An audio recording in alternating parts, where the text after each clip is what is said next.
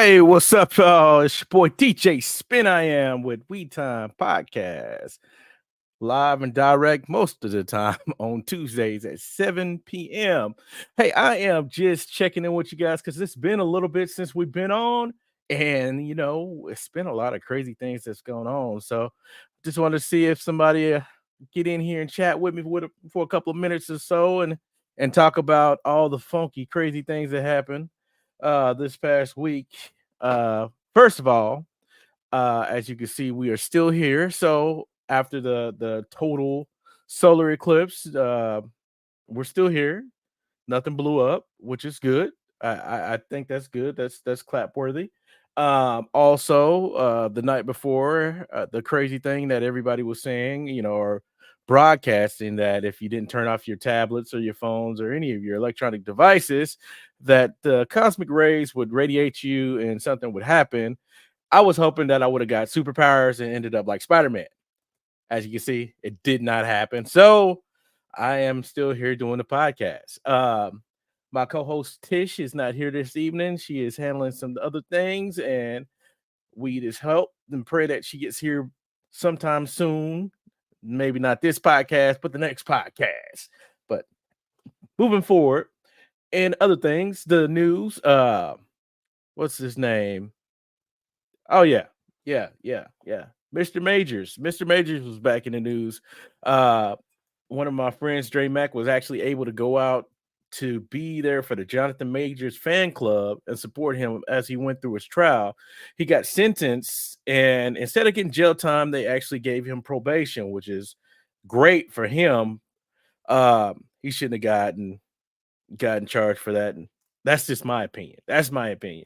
With all the information that came out in regards to that, and with the video, it's kind of hard to see that sticking on somebody, especially with him running away from the lady. It's crazy that he got charged for that, but that's neither here nor there.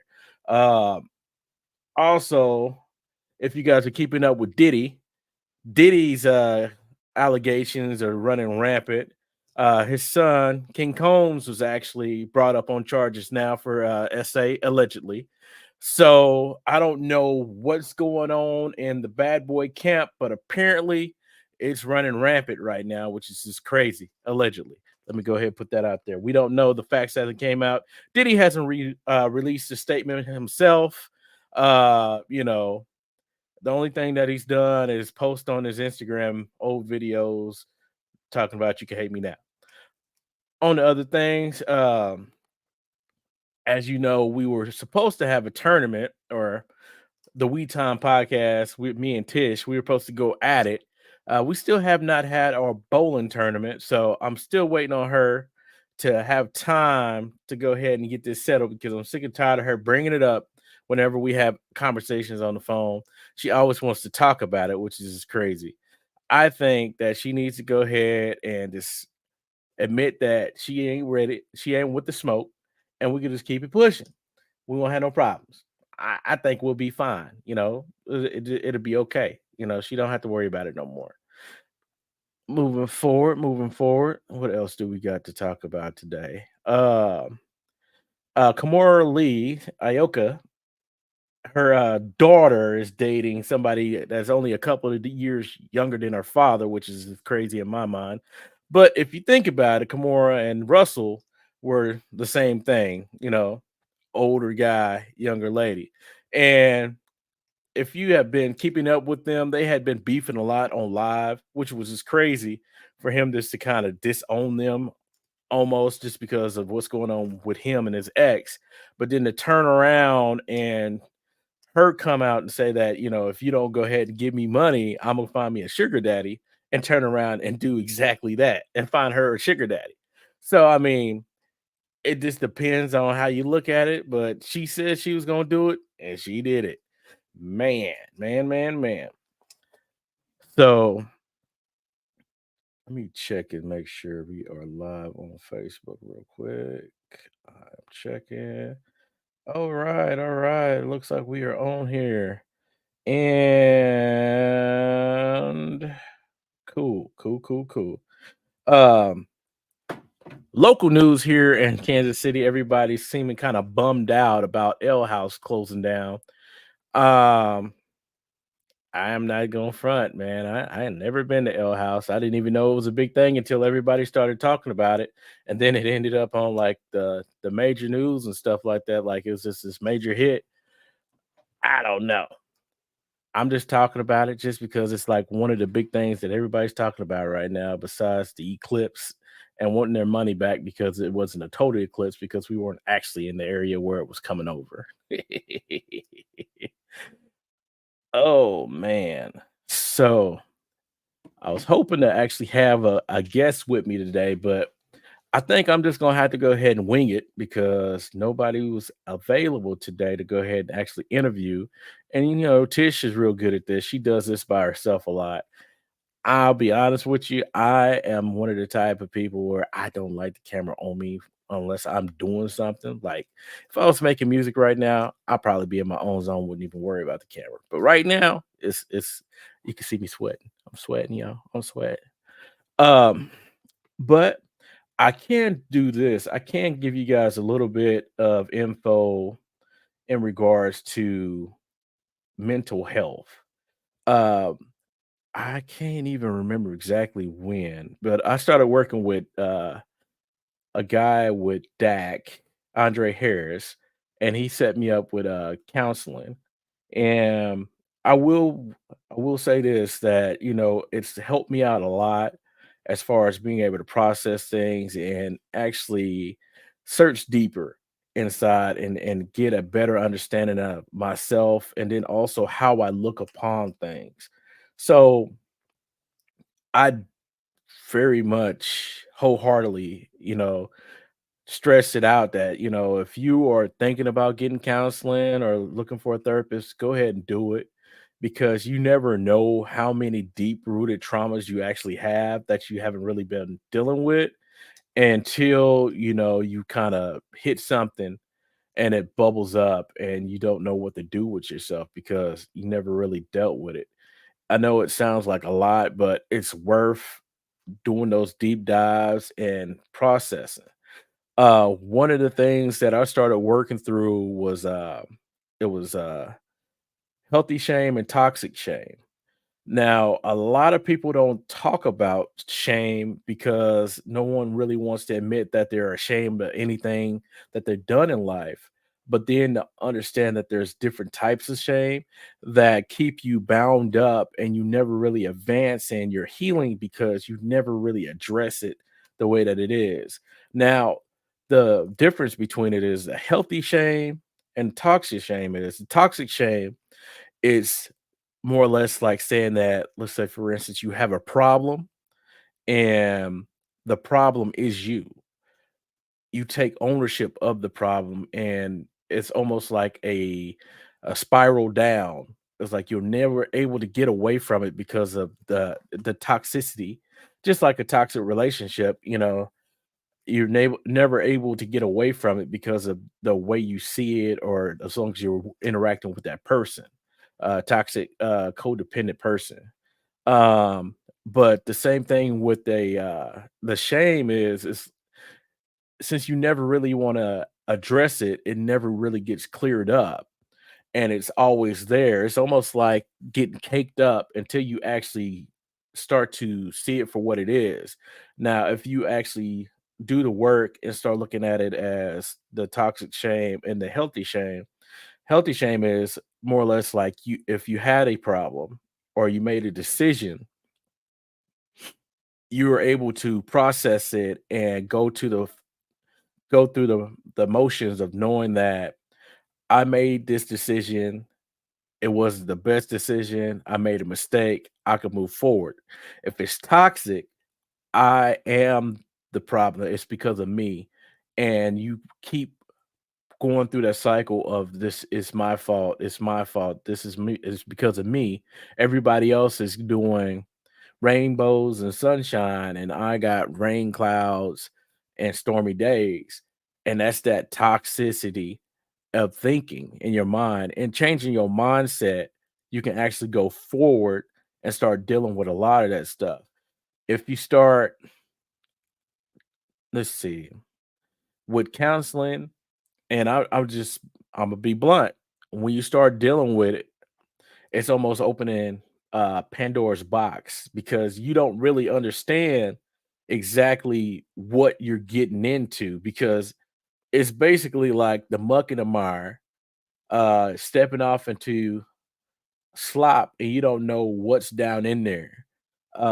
If you never really addressed the issues that you've had in the past, uh yeah, you can have a lot of untapped stuff that's in there, and then opening yourself up to that, being vulnerable to that will definitely throw your emotional state off because it's so much stuff. It's this overstimulation of emotion whenever you're getting into it. And if you're dealing with a good counselor, they'll walk you through that. But I'm just being honest with you. Once you start opening yourself up and becoming vulnerable, doing counseling and actually trying to do that work and digging that stuff up, you'll realize that it's a lot of stuff. I mean, it'll go back to your childhood if you walk it back. There's a lot of different things that you probably never really touched on or tapped on because you just out of sight, out of mind. But it's almost like, if you just keep throwing things into the closet, your closet eventually is going to fill up. And then that last time when you try to open it up to put something in there, everything falls out on you.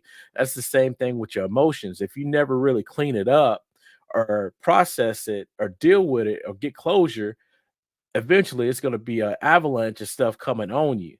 So if you don't have a counselor, get a counselor. If you go to church, talk to your pastor, find somebody to talk to and get that stuff off of you.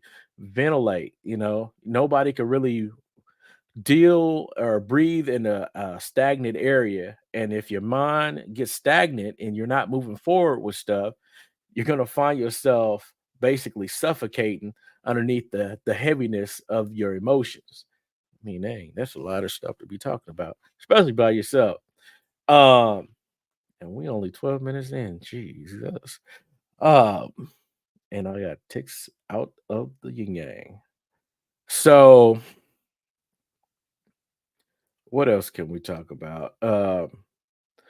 Dealing with a lot of the stuff that you deal with on a day-to-day basis may seem like more than what it is if you're not really getting unburdened with a lot of past hurts, regrets, and things like that.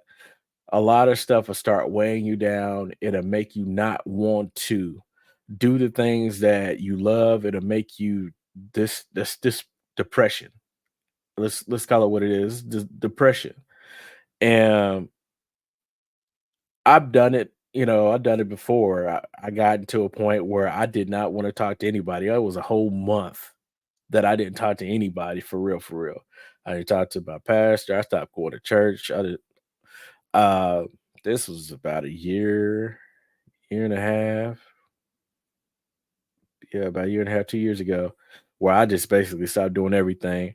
I mean, I would go to work and come home, go to work and come home, and I really didn't have anybody to talk to. And I was dealing with somebody as far as a counselor, but the problem with that counselor was she had stuff going on. And it was kind of hard with my work schedule and what she had going on. I was just like, she was good when I was able to go ahead and make time, outside of work and go meet in person, but doing the Zoom calls and stuff like that and not being personable, it made it seem like it was a disconnect. And then it almost seemed like, this hit and miss with the conversations and things like that. So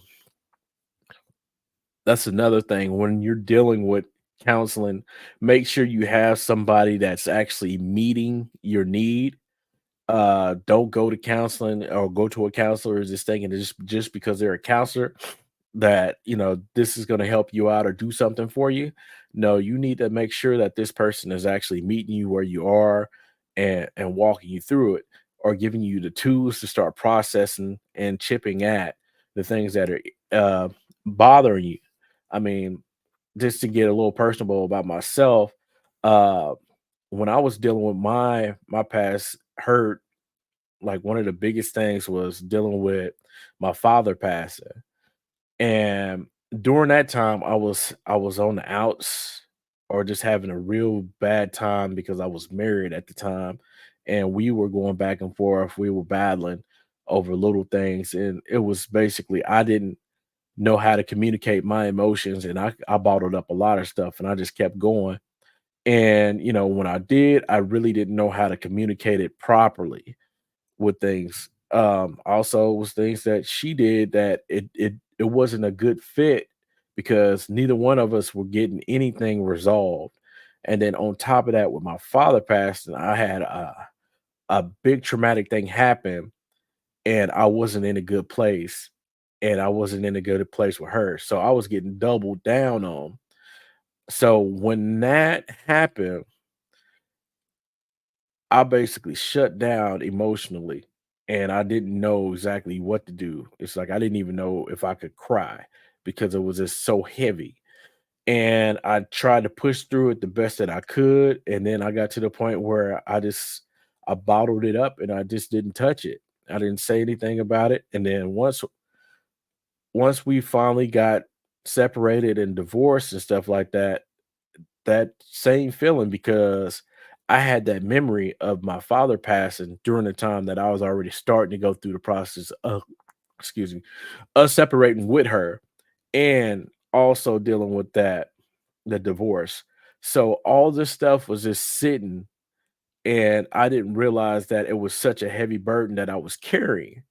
And then as I started going through the process of understanding exactly what was going on inside, I started to realize that I was hurt at my very core, but I put so much stuff around me or kept myself so busy that I did not acknowledge that the hurt was still there and it was very prominent, and it would actually come out in certain situations. Like my whole thought process of getting married was get married, have kids. And with my father passing, you know, I didn't get a chance to do that. So as a son, I felt like a failure because I did not achieve that goal of having a child and my father actually meeting his grandchildren. So that was in the back of my mind plaguing me, and then this having that whole ideal of being married and failing at marriage is rough. And I've seen other men go through marriage and divorce, and it just hit them like a ton of bricks. I had a close friend, he almost just had a mental breakdown, and I mean, when I say break, he reverted back to a childlike state because it was so hard on him to process it. And, I really think that, since he had friends around and family around, he was able to beat that. But there's plenty of people out there that never actually reach out to say that they need help or are going through so much trauma that they feel like they can't get help. And I just be want to be one of the first people to tell you that there's always help out there. There's always people out there that want to help out. And I mean, I found that out recently, like doing volunteer work at Flourish KC. And if you have any family members that are going through a situation with housing, they're starting over, they domestic disputes, abuse, or anything like that, and they got a place and they're needing to go ahead and refurnish it. Check out Flourish KC. Flourish KC is a furniture bank, and they will actually set up a whole household. And the crazy thing about it, since I was helping out volunteering there, uh, I've seen them, help people out that have multiple kids. I mean, there's a six-person house that we loaded up when I was there, and they don't discriminate. They want to help people out, and it's a beautiful thing to see that there's a way for you to get help if you need it out there at Flourish KC. So check them out if you have any people that are going through that, where their housing stability is bad, and they're starting over, and or somebody that's getting away, from a bad situation, and they need to get furniture. They'll set you up with furniture one time only, but at least that'll be some way to go ahead and get you a couch, bed, TVs, like your dishes, all that stuff. They furnish all that stuff for you. And all you got to do is go there and pick it up, which is a great thing. So again, check out Flourish KC. Um, a matter of fact, they just had a great event out there at First Baptist Church out in Grandview, and they raised a bunch of money to be able to take care of their goal was 1,300 families this year, and they are running real hard. And the reason why I know is because when I went out and volunteered, man, I think I moved about, no kidding, about 50 mattresses trying to get the warehouse cleaned up and ready. So yeah, make sure you get out there. Make sure you go out there, or you actually give that information out to somebody that you may know or care about. Flourish KC. um I don't think I'm gonna be on here alone with you guys. Nobody's getting in the chat and saying what's up, which is cool. um but I just wanted to get on here and check in with people, see what's going on. It's been a while since we've been on here. The past week we were both sick. I was having issues sneezing and coughing. I think it was just allergies. Like right now, I'm in the nose. But yeah, we were both sick last week, and this week it's just me.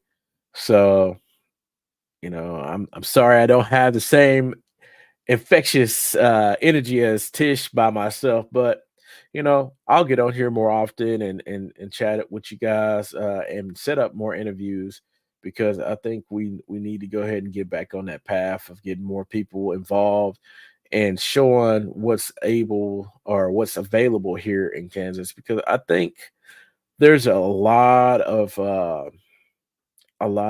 resources that a lot of people don't get tapped into because they just don't know.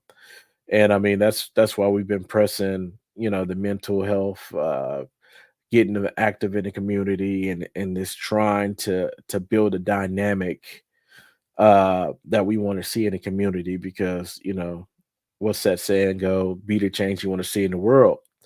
And I would love to see more positivity in the world, because I mean, we've seen plenty of negative. You get enough of that turning on the TV, let alone going outside, it seems like half the time. But there's a lot of good things that are going on in the city, and I think we all need to be made aware of that. Um, there are a few people that I've been reaching out to in regards to getting on here. Um, I would love to get some more female entrepreneurs on here and just talk about the struggle in this building a brand. And it's rough. I mean, consistency and stuff like that. But yeah, I would love to go ahead and get them on here. It's a couple people that I've been in talks with to try to get on the podcast and say what's up. But you know, it's all in time. It's not my timing, so soon and very soon though. Yep, yep. Anywho, I think I am gonna go ahead and call it. It's been about 25 minutes, and I am out of things to talk about, but we'll be back again next week. We Time Podcast every Tuesday, 7 p.m. If you would like to be on one of the broadcasts, feel free to reach out to me, Tish, or you could go ahead and just get on the podcast and just let us know in the chat, and we'll go ahead and just get you a episode, and we can go ahead and get going on whatever you guys are into in the community, or if there's a certain thing that needs to be brought to light. We would be more than happy to talk about it. So again, this is Dave, DJ Spin. I am signing off with We Time Podcast. Come through and see us again next week. Peace.